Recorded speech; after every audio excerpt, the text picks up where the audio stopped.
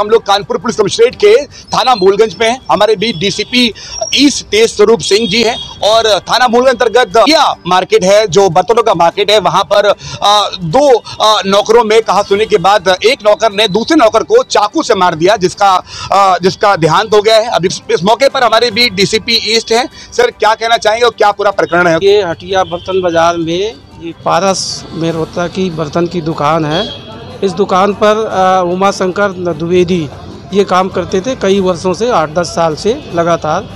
तो इनको जो है ये चाबी सुबह दे देते थे कि ले जाइए आप जल्दी दुकान खोलिएगा, तो यही दुकान खोलते थे।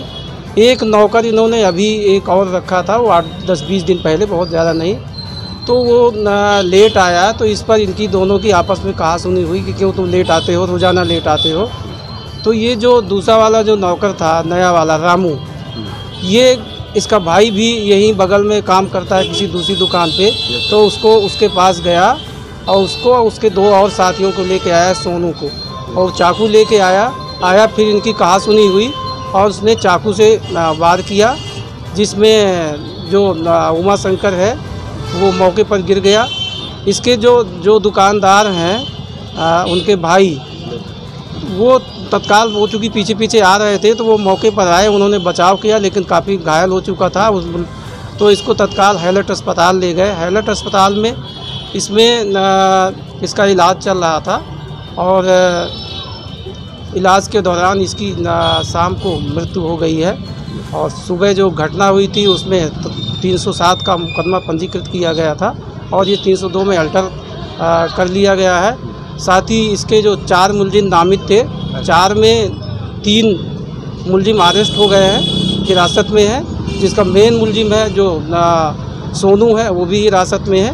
एक भगा हुआ है, उसकी गिरफ्तारी के लिए हमारी 3 टीमें रवाना हुई हैं। डेड बॉडी मार्चरी में है और पंचायतनामा करके कार्रवाई की जाएगी। साक्ष्य संकलित किए जा रहे हैं और इसमें कठोर से कठोर कार्रवाई की जाएगी, क्योंकि मार्केट का मामला है।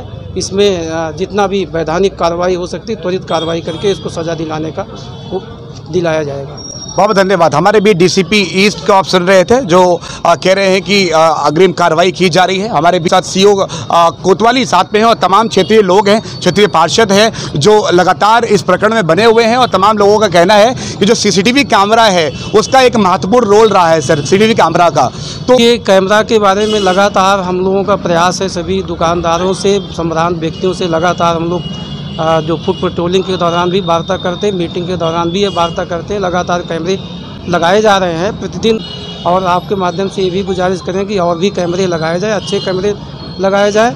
साथ ही वो कैमरे को चालू रखा जाए, बंद न किया जाए। ये घटना है, 4 महिलाएं पकड़ी गई जो टैक्सी में बैठ करके और चेन स्नैचिंग कर लेती थी गुमराह करके, वो भी कैमरे में ही कैप्चर हुई, तो वो भी पकड़ी गई है। तो इसमें कैमरे का ये महत्व है और लगातार कैमरों में विस्तार किया जा रहा है। बहुत धन्यवाद। तमाम क्षेत्रीय लोग हैं, जो मैं अपने सीनियर कैमरामैन से रिक्वेस्ट करूंगा, ये तमाम लोग हैं जो उस मौके पे थे। और पारस जी भी हैं जो लगातार बने हुए हैं, और ये पारस जी ही दुकान के ओनर हैं। और जो 2 लोग नौकर थे, ये इन्हीं के सामने पूरी घटना हुई। कई बार पारस जी ने रोकने की कोशिश भी करी और पारस जी के भी हाथ में कहीं ना कहीं चोट आई है। मैं पारस जी बात करना चाहूँगा, क्या पूरा प्रकरण था? और आप बीच में थे, सीसीटीवी में साफ दिखाई दे रहा है कि आप बीच बचाव में थे, लोगों को आपने नौकरों को रोका, क्या मामला था? क्या पहले से रंजिश थी या एकदम से गुस्सा आ गया? नहीं थी, एक जना सीनियर था, एक जना जूनियर है। तो सीनियर जब टाइम से पहुंच गया है, वो देर से आया, उसने सिर्फ यही कहा कि भाई डेली तुम देर से आते हो, हमें दुकान खोलनी पड़ती है, एक बात होती है नॉर्मली। तो उसने बोला होगा, तो उसमें कहासुनी ज़्यादा हो गई, तो उसने इनसे कह के चला गया होगा, अभी रुको बताता हूँ। ये गया, अपने भाइयों को लिवा के लाया। बाई चांस की बात, थोड़ी दूर पर मैं बैठा था, मैं उसके पीछे आया। मुझे ज़रा सा भी एहसास होता कि ये चाकू चलेगा तो मैं पहले ही पकड़ चुका होता, दूसरे की नौबती ना आती।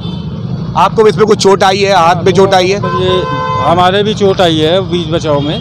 दूसरा, अगर चाकू हम ना रोकते तो वो मेरे ख्याल से पूरे इरादे से आया था कि ऑन द स्पॉट मारना है इसको। वो उसका क्रिमिनल माइंड है। अच्छा, आप क्या डिमांड है आपकी? क्षेत्रीय पार्षद आपके साथ है, क्या मांग है आपके पास? कि थाना सपोर्ट करे, हम लोग को बवाल नहीं करना, लेकिन सपोर्ट पूरा चाहिए कि हमें उसको इंसाफ चाहिए भैया, हमें उस बंदे के लिए इंसाफ चाहिए। वो मेरा एम्प्लॉय नहीं है, वो मेरे घर का बंदा है। आता है, बातचीत होती है, उसमें वो चाकू निकालता है और धनाधन चलाने लगता है। ऐसे में पारस लोग ट्रेंड आ रहा है कि इसको तो मारना ही है आज।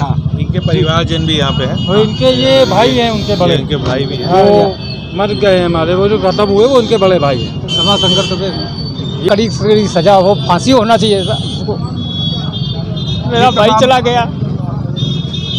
तमाम लोग हैं और इनके परिजन हैं जो कड़ी से कड़ी कार्रवाई की मांग कर रहे हैं। सीनियर वीडियो जर्नलिस्ट जकी के साथ मैं फैज रसूल, एंटी क्राइम टाइम्स, थाना मूलगंज, कानपुर।